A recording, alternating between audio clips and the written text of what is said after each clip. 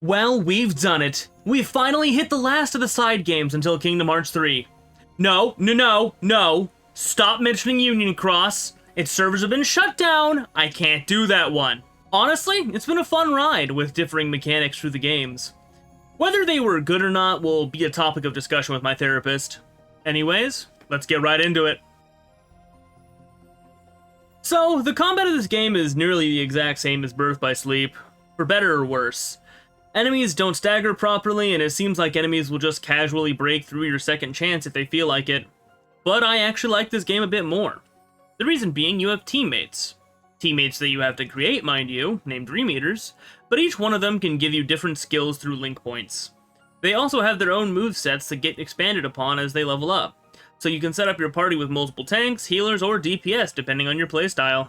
On top of this, you can also basically treat them like Nintendogs to boost their affinity. You get more link points, and just unlock secret paths to get more skills based on their disposition. There are a few minigames tied to the Nintendogs portion, the first being Balloon, where you hit the touchpad to knock balloons back to your spirits. This minigame was probably fine on the 3DS, but when you bring it to the PlayStation touchpad, it becomes a bit lacking, as you have to either spam it or guesstimate where you need to hit them. Water Barrel, which plays like a bad version of pinball. It's super easy to lose your spirits, and once they fall in the pit, that's it, they're gone. And Candy Toss, where you toss 2 colors of candies at your spirits to make them happy.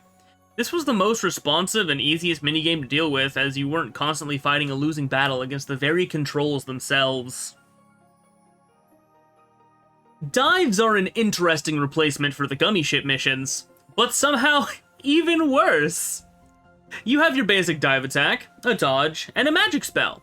Oh, also a move that slows you down so you can dodge attacks and gather points.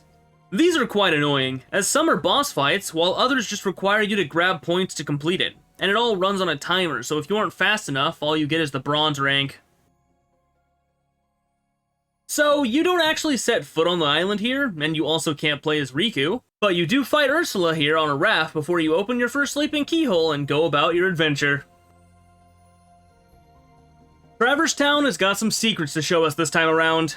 A lot of the older areas are blocked off, mostly buildings you could walk into and such, but this game makes up for it by giving you the post office as Sora to explore, which always made me think that post offices were much more interesting than they actually were.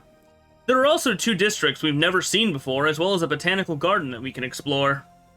The boss here is a bit of a pain, but as long as you can figure out how to dodge, you'll be fine.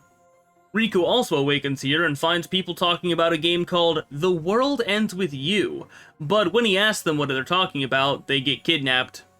Anyways, Riku gets an area that Sora doesn't, called the Back Streets, but it's not really all that notable. Riku fights the same boss that Sora does, but his version's constantly hovering inside the garden, so you have to use the game's new mechanic called Flow Motion to reach it.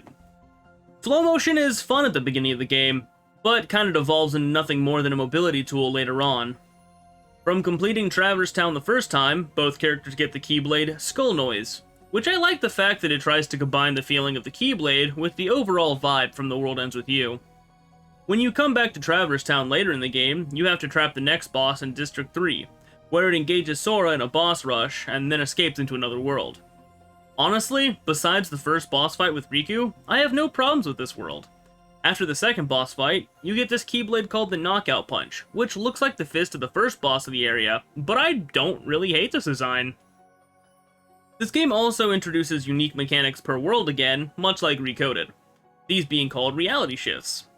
Traverse Town's reality shift is just turning an object or enemy into a projectile for a giant slingshot, which can then be used to break barriers or stun enemies. There's also the game's only super boss here named Julius, who I kinda just cheesed as Sora and Riku with Magic Haste 5 and Balloon commands.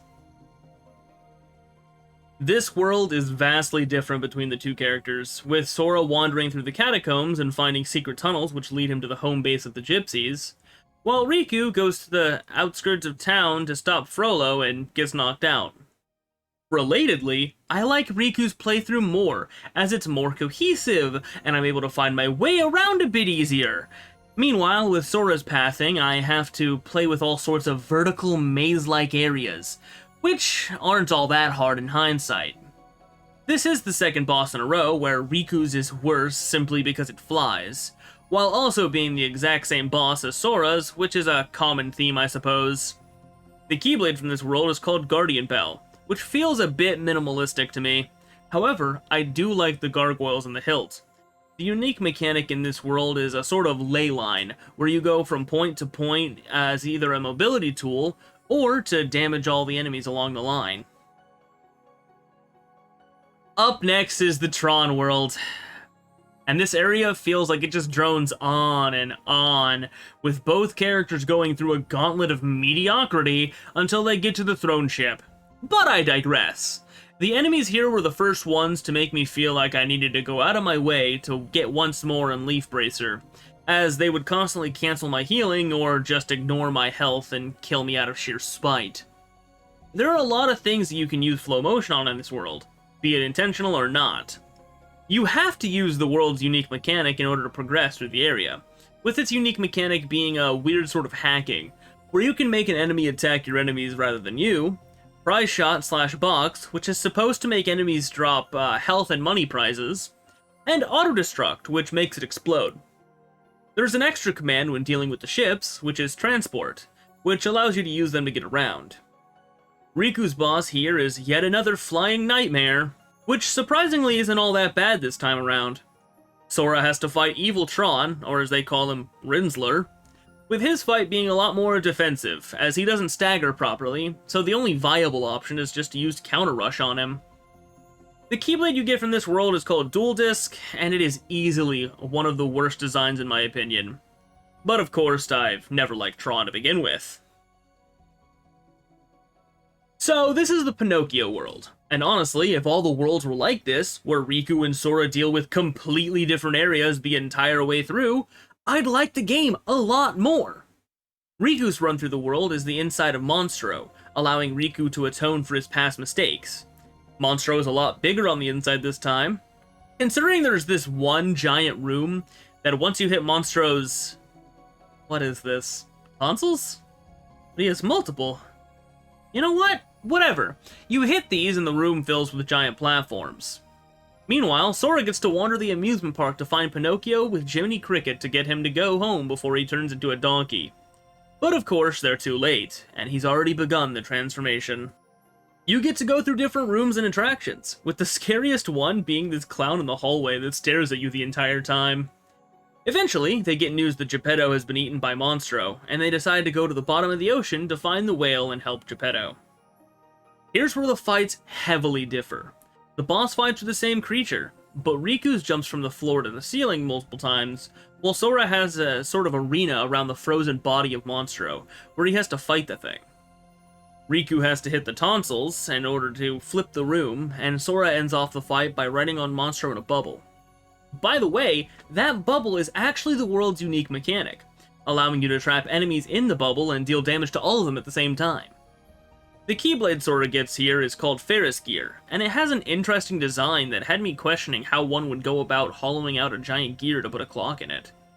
Riku gets a different Keyblade called Ocean's Rage, which is very interesting to me, as it's purely themed around Monstro. Riku pretty much gets the same areas that Sora does, except he actually gets to go backstage and stop the machine that Captain Pete set up. Oh, after playing a good amount of hide and seek with his cronies. Sora gets some different areas in the form of the tower that Minnie has been kidnapped and taken to, where Pete's cronies throw barrels at Sora that literally aren't an issue to dodge, or the dungeon where Sora saves Mickey from drowning. The world's unique mechanic here is you send enemies into a comic book, where their end is not a happy one. I mainly just used this one here, with Donald giving you a present as it gives extra droplets, which are points that you can use to boost the next character when you drop, and if you don't use them, they just turn into money. The boss here for Sora is Captain Pete and his cronies, having to use the unique mechanic whilst doing it. Meanwhile, Riku fights this weird mole thing that keeps popping out of the walls and floor. The Keyblade here is called One for All, which I don't really like the look of it. I have no idea why, I just don't vibe with it. This is Copyright Strike the World, as the soundtrack is literally just classical music from Fantasia. Both Sora and Riku enter the world of the music books in order to find a sound idea to break Mickey out of his possession. The unique mechanic of this world is a groove coaster-like rhythm minigame, which is quite jarring, I have to admit. Besides the music, the world itself looks beautiful. Riku, per the movie's style, fights Chernobog in a weird dive style of combat.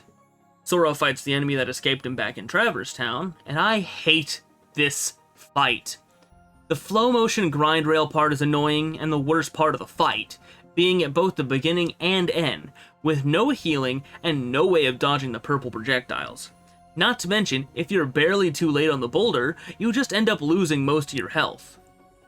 The Keyblade in this world is called Counterpoint, which I do like because of its focus on its musical origins. Now for the longest world of the game. Sora learns that the bad guys have been inceptioning him, and he fights Ansem in retaliation. But to no avail as he's still in the dream.